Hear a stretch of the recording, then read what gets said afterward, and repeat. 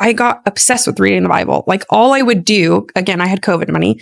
So all I would do was read my Bible. I would get up, I would go sit on my stool, I would smoke my cigarettes, and I would read my Bible and drink my coffee. And I could not stop reading my word. And I would, at nighttime, if she was tired, I would sit her in my bed and I'm like, okay, I'm going to read my Bible. You can lay right here by mommy.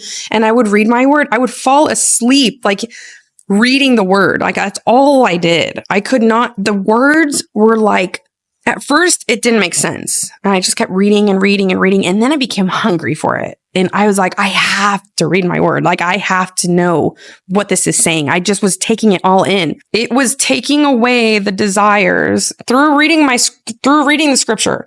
It was taking away the desire to smoke a cigarette. I stopped smoking. It was taking away the desire to do drugs. I stopped doing drugs. You don't just lose those desires. No, but the word is alive and it washes you. Quand c'est d'en parler, ça me donne envie d'ouvrir ma Bible, de la lire encore et d'essayer encore de passer du temps dans la présence de Dieu. On va lire le livre de Hébreux 4. La parole de Dieu dit dans Hébreux, le chapitre 4, le verset 12, la parole de Dieu dit, lisons, la parole de Dieu est vivante. Elle est pleine de force. Elle coupe mieux qu'une épée. Elle coupe de deux côtés. La parole de Dieu entre en nous en profondeur. Elle va jusqu'au fond de notre cœur, jusqu'aux articulations et jusqu'à la moelle. Elle juge les intentions et les pensées du cœur.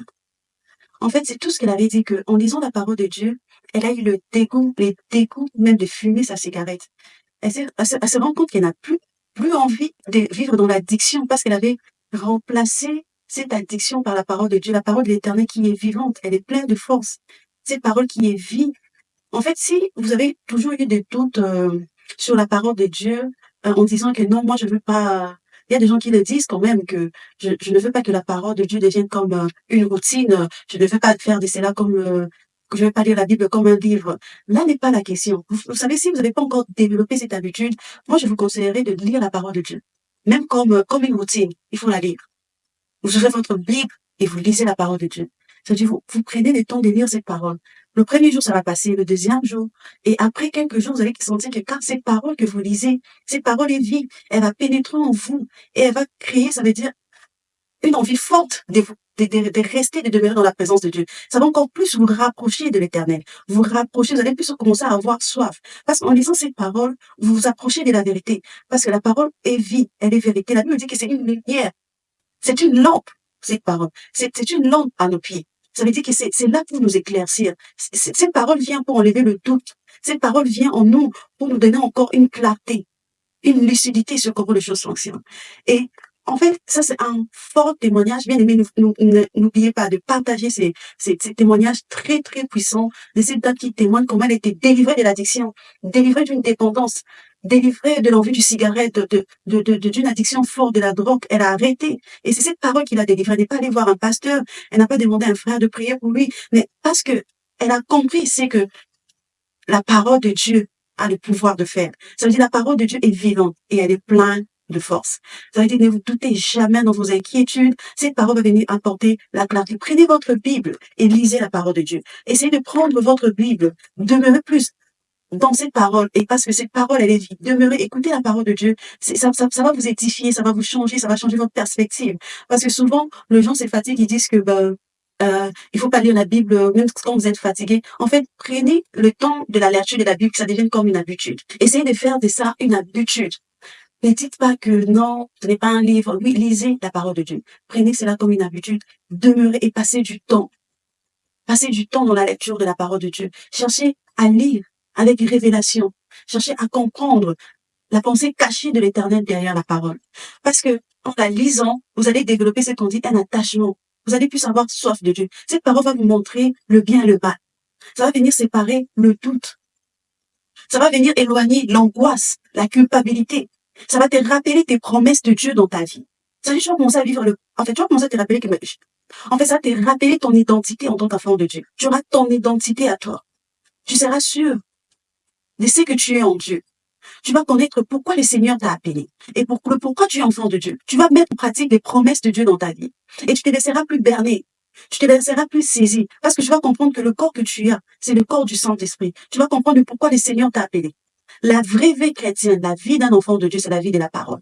La Bible dit que ces livres de la loi ne s'éloignent pas de ta bouche. Médite-la jour et nuit. C'est une parole qu'on doit méditer jour et nuit. Quand tu as l'angoisse qui monte dans ton cœur, tu médites la parole de Dieu. Quand tu sens le doute t'emporter, tu médites la parole de Dieu. Quand tu sens le désespoir t'emporter, tu médites la parole de Dieu. Ça veut dire qu'en tant qu'enfant de Dieu, la parole de Dieu doit être quelque chose de particulier, une expérience personnelle.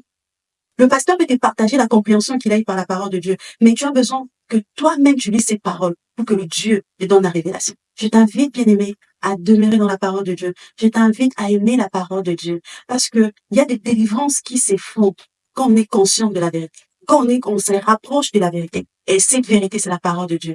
La parole de Dieu, comme Hébreux 4, le verset 12 le dit, la parole de Dieu est vivante. Cette parole que tu lis chaque jour, cette parole est vivante. Et crois que cette parole a la capacité de changer ta vie, de te libérer, de te délivrer, de te séparer de mauvais amis, de te séparer de la mauvaise influence, de te rapprocher encore de l'Éternel, de mettre tes genoux au sol pour te rappeler que tu as un créateur, de te rappeler ton identité d'enfant de Dieu.